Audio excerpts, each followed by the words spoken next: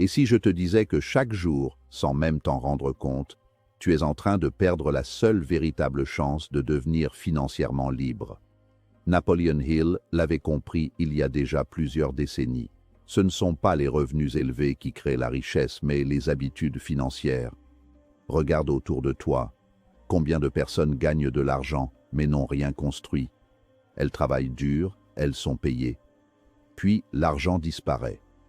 Un téléphone plus récent, des sorties inutiles, des achats impulsifs, des dettes invisibles, et à la fin du mois, il ne reste rien. Le plus dangereux, c'est que ce cycle paraît normal. Mais la vérité est brutale. Si tu continues à dépenser sans stratégie, tu ne seras jamais libre. Tu travailleras toute ta vie pour l'argent, au lieu de faire travailler l'argent pour toi.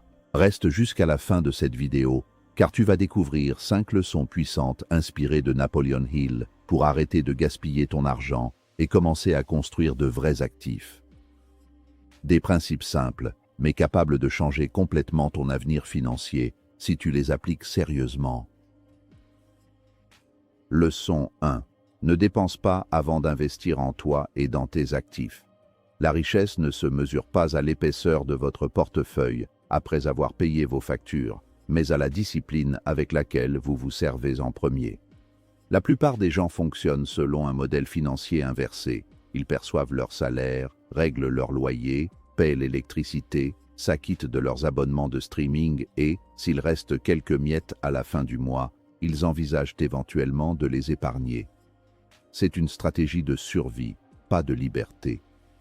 Se payer en premier signifie que la toute première transaction que vous effectuez après avoir reçu un revenu est un virement vers votre compte d'investissement ou votre fonds d'éducation personnelle. C'est une déclaration de guerre contre la médiocrité financière et une reconnaissance du fait que votre avenir a plus de valeur que le confort immédiat des créanciers et des commerçants.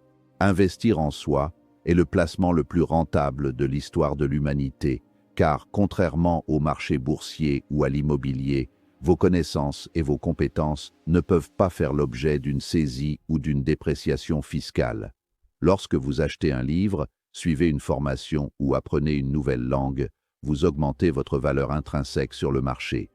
Imaginons que vous dépensiez 1 000 € pour une certification technique qui vous permet de négocier une augmentation de salaire de 500 € par mois. Le retour sur investissement est de 600% par an, un chiffre qu'aucun fonds spéculatif ne peut garantir de manière constante. Votre cerveau est la machine qui produit votre richesse. Si vous ne l'entretenez pas avec des mises à jour régulières, votre capacité de gain finira par stagner puis par décliner. L'investissement dans les actifs physiques ou financiers doit suivre immédiatement l'investissement intellectuel. Un actif est tout ce qui met de l'argent dans votre poche, tandis qu'un passif est tout ce qui en sort. La tragédie moderne est que la classe moyenne achète des passifs en pensant qu'il s'agit d'actifs, comme une voiture neuve à crédit qui perd 20% de sa valeur dès qu'elle quitte le garage. En redirigeant vos flux de trésorerie vers des actifs productifs, actions à dividendes, immobilier locatif, parts d'entreprise, vous construisez une armée de soldats financiers. Chaque euro investi tôt dans votre vie est un ouvrier qui travaillera pour vous 24 heures sur 24, sans jamais demander de congé ni de protection sociale, créant un effet boule de neige qui, avec le temps, rendra votre travail salarié optionnel. Ce changement de paradigme nécessite une force mentale considérable, car la société de consommation est conçue pour vous inciter à dépenser avant même que l'argent n'arrive sur votre compte. La publicité vous bombarde de messages vous expliquant que vous méritez ce luxe maintenant, mais elle oublie de mentionner que ce plaisir éphémère est financé par votre temps de vie futur. En choisissant d'investir avant de consommer, vous brisez les chaînes de l'esclavage moderne. Vous passez du statut de consommateur passif à celui de propriétaire actif. Ce n'est pas une question de privation mais de priorité. Préférez-vous l'illusion de la richesse à travers des objets ou la réalité de la liberté à travers des actifs? En conclusion, la règle d'or est la suivante. Si vous ne voyez pas votre épargne et vos investissements comme une dépense obligatoire, au même titre que votre loyer, vous ne deviendrez jamais riche. La richesse est le résultat d'un délai de gratification. c'est l'art de planter des graines aujourd'hui pour manger des fruits dans 10 ans. Chaque fois que vous résistez à une pulsion d'achat pour placer cet argent dans un actif ou dans votre propre formation, vous achetez une part de votre liberté future. Ne laissez pas les institutions financières et les marques de luxe décider de votre destin. Reprenez le contrôle en plaçant votre propre croissance en tête de votre liste de dépenses. Leçon 2. Distingue dépenses et investissements. La confusion entre une dépense et un investissement est la racine principale de la précarité financière à long terme. Une dépense est une sortie de capital qui s'évapore instantanément ou qui acquiert un objet dont la valeur décline inexorablement avec le temps. Qu'il s'agisse d'un dîner au restaurant, d'un vêtement de marque ou d'un gadget technologique, l'utilité marginale est élevée sur le moment, mais nulle, voire négative, à long terme. Un investissement, à l'inverse, est le sacrifice d'une consommation présente dans l'espoir d'un gain futur plus important. C'est une distinction qui semble simple en théorie, mais qui est constamment obscurcie par le marketing agressif qui tente de déguiser des dépenses inutiles en investissements nécessaires pour votre bien-être ou votre statut social. Prenons l'exemple classique du logement. Beaucoup considèrent l'achat de leur résidence principale comme leur plus grand investissement. Pourtant, si l'on regarde froidement les chiffres, une maison que vous habitez ne génère aucun revenu. Au contraire, elle engendre des taxes foncières, des frais d'entretien et des intérêts bancaires. Elle n'est un actif que le jour où vous la vendez avec une plus-value nette, mais tant que vous y vivez, c'est un centre de coût. Un véritable investissement immobilier serait un appartement que vous louez, dont les loyers couvrent le crédit et les charges, tout en vous dégageant un cash flow positif. Savoir faire cette distinction permet de ne pas s'enfermer dans une cage dorée où tout votre capital est immobilisé dans des murs qui ne vous nourrissent pas. La dépréciation est le poison silencieux de la dépense. Lorsque vous achetez un actif, vous visez l'appréciation ou le rendement. Un investisseur regarde le coût total de possession, TCO, et le potentiel de revente. Une dépense, elle, est souvent dictée par le désir d'usage immédiat. Acheter une voiture de luxe d'occasion qui a déjà subi sa courbe de dépréciation maximale peut parfois être une dépense raisonnée, tandis qu'acheter la même voiture neuve est un suicide financier pour quiconque n'est pas déjà multimillionnaire. L'investisseur analyse chaque sortie d'argent sous l'angle du coût d'opportunité. Si je dépense ces 5 000 € dans ce voyage, combien cela me coûterait-il réellement en termes de gains manqués sur 20 ans si cet argent était placé en bourse à 7%? Il existe également une catégorie hybride que l'on appelle les dépenses de maintien, qui sont nécessaires mais ne doivent pas être confondues avec des investissements de croissance. Maintenir sa santé par une alimentation de qualité ou faire réviser sa machine de travail sont des dépenses qui évitent des pertes futures, mais elles ne génèrent pas directement de nouveaux revenus. Le piège est de se mentir à soi-même en qualifiant de besoin ce qui est en réalité une envie. L'éducation financière consiste à réduire drastiquement les dépenses improductives pour maximiser le capital disponible pour les actifs. C'est une gymnastique mentale qui demande d'évaluer chaque ticket de caisse, non pas par le prix affiché, mais par l'impact sur votre bilan patrimonial global. Enfin, comprendre la différence entre ces deux concepts permet de naviguer dans le cycle du crédit. Utiliser le crédit pour une dépense, consommation, est la pire erreur possible, car vous payez des intérêts sur un bien qui perd de la valeur. Utiliser le crédit pour un investissement, levier, peut être un accélérateur de richesse si le rendement de l'actif est supérieur au coût de l'emprunt. La personne riche utilise l'argent des autres pour acquérir des actifs, tandis que la personne pauvre utilise son propre temps de travail futur pour payer des dépenses passées. En conclusion, avant de sortir votre carte bancaire, posez-vous la question fatidique. Cet argent va-t-il travailler pour moi? Ou vais-je devoir travailler plus dur pour remplacer cet argent? Leçon 3. Évite les achats émotionnels. L'économie comportementale nous enseigne que l'être humain n'est pas un agent rationnel, mais un faisceau d'émotions enveloppé dans une logique souvent superficielle. L'achat émotionnel est le symptôme d'un vide que l'on tente de combler. d'un stress que l'on cherche à apaiser ou d'un statut que l'on souhaite projeter. La dopamine libérée lors d'un achat impulsif procure une satisfaction immédiate, mais elle est suivie d'une chute brutale de l'humeur une fois que la nouveauté s'estompe, laissant place au regret financier. Pour construire une fortune durable, il est impératif de dissocier ses sentiments de son portefeuille. L'argent doit être géré avec la froideur d'un algorithme, car le marché ne se soucie pas de votre besoin de reconnaissance ou de votre peur de manquer. La peur de rater quelque chose, ou FOMO, Fear of Missing Out, est l'une des émotions les plus destructrices en finance. Elle pousse les gens à acheter des actifs au sommet de leur bulle. Qu'il s'agisse de crypto-monnaies à la mode ou d'actions technologiques surévaluées, simplement parce qu'ils voient les autres s'enrichir. À l'autre extrême, la panique émotionnelle force les investisseurs à vendre à perte lors d'une correction de marché, transformant une fluctuation temporaire en une perte permanente. La maîtrise émotionnelle consiste à acheter quand tout le monde a peur et à vendre quand tout le monde est euphorique. Sans cette discipline, vous n'êtes qu'un bouchon de liège ballotté par les vagues des sentiments collectifs, condamnés à perdre face à ceux qui gardent leur sang-froid.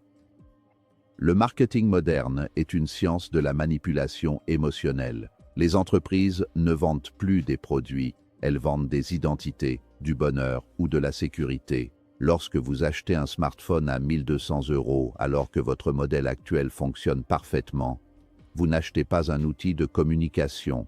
Vous achetez le sentiment d'être à la page ou l'appartenance à un groupe social perçu comme supérieur. Pour contrer cela, il faut instaurer des mécanismes de défense comme la règle des 48 heures. Pour tout achat non essentiel dépassant un certain montant, attendez 2 jours complets. Souvent, l'impulsion émotionnelle s'évapore et vous réalisez que l'objet n'ajouterait aucune valeur réelle à votre vie.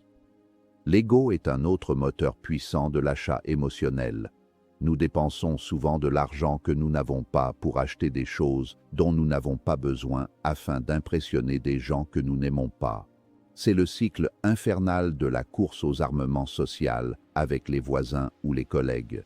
Le véritable luxe n'est pas de posséder ce que les autres admirent, mais d'avoir la liberté de ne pas se soucier de leur jugement. La richesse invisible, celle qui réside dans vos comptes bancaires et vos investissements, est bien plus puissante que la richesse ostentatoire qui vous enchaîne à un train de vie coûteux et stressant. Apprendre à dire non à son ego est le premier pas vers l'indépendance. En fin de compte, la gestion de l'argent est à 20% une question de connaissances mathématiques et à 80% une question de comportement.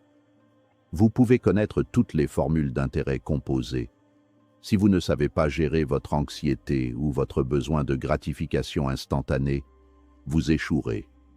Cultiver l'apathie envers les tendances éphémères et la discipline face aux tentations est la seule façon de protéger votre capital. La sérénité financière vient de la certitude que vos décisions sont basées sur des principes mathématiques et des objectifs à long terme, et non sur une pulsion biologique momentanée. En maîtrisant vos émotions, vous devenez le maître de votre argent au lieu d'en être l'esclave. Leçon 4. Créer plusieurs sources de revenus. La sécurité financière est une illusion pour quiconque dépend d'une seule source de revenus, particulièrement si cette source est un salaire. Dans un monde économique volatile, marqué par l'automatisation, les délocalisations et les crises systémiques, miser sur un seul employeur revient à traverser l'Atlantique sur un funambule. Un seul faux pas ou un coup de vent inattendu et vous tombez dans l'abîme. La diversification n'est pas seulement une stratégie pour vos placements boursiers, c'est une stratégie de survie pour votre flux de trésorerie global. En multipliant les canaux par lesquels l'argent arrive sur votre compte, vous créez une structure antifragile qui se renforce là où les autres s'effondrent. La première étape de cette diversification est souvent la création d'un side hustle ou activité secondaire. Cela peut commencer par la vente de services en freelance basés sur vos compétences professionnelles ou par la création d'un petit commerce en ligne. L'objectif initial n'est pas forcément de remplacer votre salaire, mais de couvrir vos dépenses de base avec une source alternative. Lorsque vos revenus secondaires peinent votre loyer et votre nourriture, votre psychologie change radicalement. Vous n'avez plus peur de perdre votre emploi principal, ce qui vous donne paradoxalement plus de levier pour négocier des augmentations ou prendre des risques calculés au sein de votre carrière, car vous ne travaillez plus par désespoir, mais par choix. Au-delà du travail actif, il faut viser les revenus passifs. Ce sont des revenus qui continuent de tomber même quand vous dormez, voyagez ou passez du temps avec votre famille. Les dividendes d'actions, les intérêts de comptes d'épargne haute performance, même s'ils sont faibles actuellement, les royalties sur des œuvres créatives ou les revenus locatifs en sont les exemples les plus courants. Le but ultime est que la somme de vos revenus passifs dépasse le montant de vos dépenses totales. C'est à ce moment précis que vous atteignez l'indépendance financière. Chaque source de revenus supplémentaire est un pilier qui soutient le toit de votre maison financière. Plus il y a de piliers, plus la structure est solide. L'ère numérique a démocratisé la création de revenus multiples de manière sans précédent. Aujourd'hui, n'importe qui peut créer un produit numérique, comme un livre électronique, une formation vidéo ou un logiciel, et le vendre à une audience mondiale avec des coûts marginaux proches de zéro. Ce sont des actifs scalables qui travaillent pour vous perpétuellement après l'effort initial de création. La clé est d'allouer une partie de votre temps chaque semaine à construire ces systèmes au lieu de simplement consommer du divertissement. Le temps est votre ressource la plus précieuse. L'échanger uniquement contre un salaire horaire est une utilisation inefficace de votre potentiel, car vos heures sont limitées par le cadran. Cependant, gérer plusieurs sources de revenus demande une organisation rigoureuse et une capacité à prioriser. Il ne s'agit pas de s'éparpiller dans 10 projets médiocres, mais de construire méthodiquement des flux de revenus qui se complètent. Par exemple, un expert en marketing peut avoir un salaire de cadre, donner des cours à l'université, posséder un blog spécialisé générant des revenus publicitaires et investir ses surplus dans l'immobilier. Chaque flux renforce les autres. Son expertise nourrit son blog, qui attire des opportunités de conférences, qui augmentent son capital pour investir. En conclusion, ne mettez jamais tous vos œufs dans le même panier, car en économie, la seule certitude est l'incertitude. Leçon 5. Fais travailler ton argent pour toi. Le concept le plus puissant de la finance est celui de l'effet de levier et de la capitalisation. La plupart des gens travaillent pour l'argent, échangeant les heures limitées de leur vie contre des morceaux de papier ou des chiffres sur un écran. L'investisseur, lui, comprend que l'argent est un outil qui peut et doit travailler pour lui. Chaque euro épargné et investi n'est pas de l'argent mis de côté, c'est un employé que vous recrutez pour aller chercher d'autres euros sur le marché. Tant que vous ne comprenez pas comment faire de l'argent sans être physiquement présent, vous devrez travailler jusqu'à la fin de vos jours. Faire travailler son argent, c'est passer de l'effort musculaire à l'effort systémique. Les intérêts composés sont souvent décrits comme la 8e merveille du monde. Leur magie réside dans le fait que vos intérêts génèrent eux-mêmes des intérêts, créant une croissance exponentielle au fil du temps. Au début, les résultats sont lents et peuvent sembler insignifiants, ce qui décourage la majorité des gens. Mais après un point d'inflexion, la courbe s'envole verticalement. Si vous investissez 500 € par mois à un taux de 8% par an, après 10 ans, vous avez environ 90 000 €, mais après 30 ans, vous avez plus de 700 000 €. La majeure partie de cette somme ne provient pas de votre poche, mais du travail acharné de votre argent qui s'est multiplié de lui-même pendant que vous viviez votre vie. Pour que l'argent travaille efficacement, il doit avoir une mission claire. Un capital qui dort sur un compte courant est un capital qui meurt, car l'inflation ronge son pouvoir d'achat chaque année. Faire travailler son argent signifie accepter une certaine forme de risque calculé en échange d'un rendement. Cela implique de s'éduquer sur les différents véhicules d'investissement. La bourse pour la croissance à long terme, l'immobilier pour le levier et la stabilité, ou encore le private equity pour des gains potentiellement plus élevés.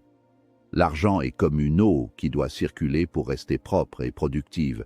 Si elle stagne, elle devient inutile. Votre rôle est d'être le chef d'orchestre qui dirige ces flux vers les secteurs les plus porteurs. Le véritable pouvoir de l'argent qui travaille réside dans la déconnexion entre le gain et le temps. Dans un emploi salarié, votre revenu est plafonné par le nombre d'heures que vous pouvez physiquement accomplir. Avec l'investissement, il n'y a pas de plafond. Votre capital peut croître de 10 000 € en une journée de hausse boursière sans que vous ayez à lever le petit doigt. Cette scalabilité est la clé de la véritable richesse. Elle permet de bâtir un patrimoine qui survit à son créateur et qui peut bénéficier aux générations futures. C'est la transition du statut de travailleur à celui de capitaliste, où votre intelligence stratégique remplace votre fatigue physique. En conclusion, chaque euro doit avoir une mission: croître, produire, revenir. Avant chaque dépense, demandez-vous si cet argent ne serait pas plus utile en train de bâtir votre empire. Ne soyez pas l'esclave qui court après chaque centime, soyez le maître qui regarde son capital s'étendre. La liberté financière n'est pas d'avoir beaucoup d'argent, c'est d'avoir un système où l'argent travaille tellement bien qu'il rend votre présence optionnelle. C'est un voyage qui demande de la patience, de l'éducation et une discipline de fer, mais c'est le seul chemin vers une vie où vous possédez votre temps. Faites de l'argent votre serviteur, sinon, il deviendra votre maître le plus tyrannique. La plupart des gens pensent que devenir riche est une question de chance, de salaire ou d'opportunité. Mais Napoleon Hill nous rappelle une vérité plus profonde. La richesse est une discipline mentale et financière. Si tu continues à dépenser sans réfléchir, tu resteras prisonnier du cycle gagner et tout perdre. Mais si tu apprends à transformer ton comportement financier, tu peux complètement changer ta trajectoire de vie. Commence petit. Pas besoin d'être riche pour construire des actifs. Tu as besoin de discipline, de vision et de constance. Chaque décision compte, chaque achat, chaque économie, chaque investissement est une brique de ton futur. Imagine-toi dans quelques années, libre, serein, avec des revenus qui travaillent même pendant que tu dors. Ce n'est pas un rêve inaccessible. C'est le résultat naturel de bonnes habitudes répétées. Alors aujourd'hui, fais un choix. Continuer à consommer ou commencer à construire. Napoleon Hill l'a dit clairement, ce que l'esprit de l'homme peut concevoir et croire, il peut l'accomplir. Ton avenir financier commence maintenant.